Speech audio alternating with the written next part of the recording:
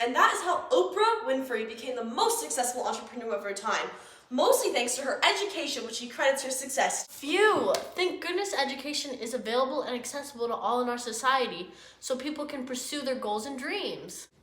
But it wasn't always like that.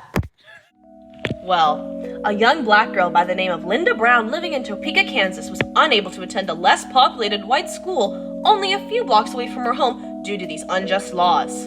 Instead, Linda Brown was forced to take the bus all the way across town to attend the black student school in town. However, in 1951, Linda's father, as well as many other parents of the students attending Linda's school, filed a lawsuit against the Board of Education in the city of Topeka, Kansas. And I'm glad they did. This all sounds very unconstitutional. Yep, and the parents of these children argued that the idea of separate schools was unconstitutional due to their direct violation of the Equal Protection Act that was guaranteed by the 14th Amendment. This act requires the states to practice equal protection that no person or group will be denied. Oh, yay! And because of that, the problem was all fixed, right? Not quite.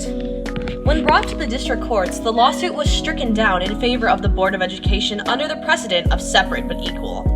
Though this was a minor setback, it never stopped the fight for equal access to education for these children.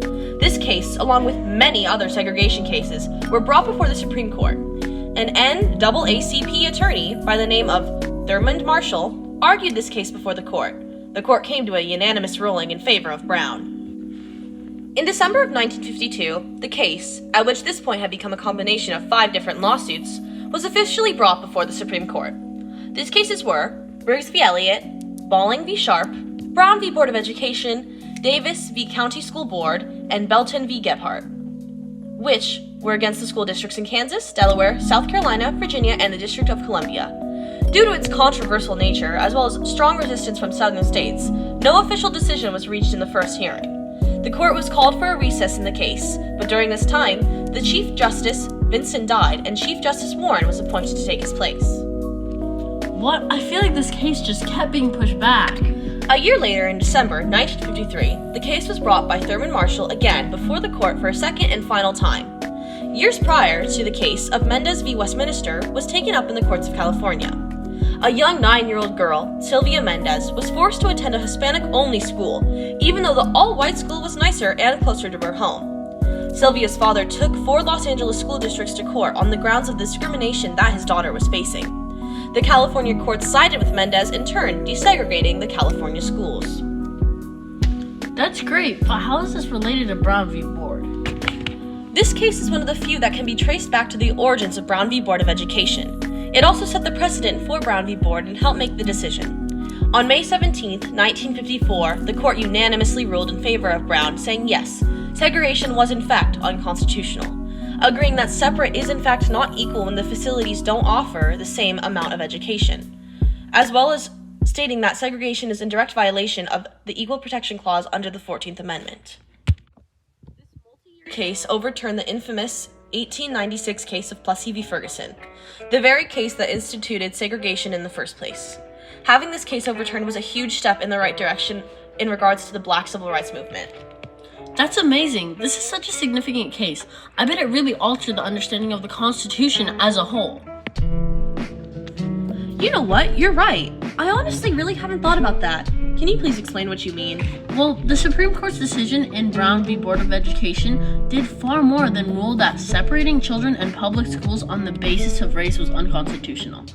It fought against the resistance of many segregationalists that were so accustomed to legal tradition and established the importance of the use of precedent and official law. That makes complete sense. Yeah, and this case massively impacted the way the Supreme Court ruled. The court began to adjust to the basis of the Constitution when faced with new cases as the times continued to change. The court also ran a series of questioning to comprehend the intentions of the congressmen and senators framing the 14th Amendment to the U.S. Constitution and its relation to the termination of racial segregation. Also, it is important to note that this developed the understanding of the Constitution when reviewing cases, that a decision must not be based on conditions of when the ruling was established, but in the correspondence of present-day America. In this case, the context being that public education should and must be available to all equally. Right! It would be insane if the courts ruled on cases now based on the conditions way back then.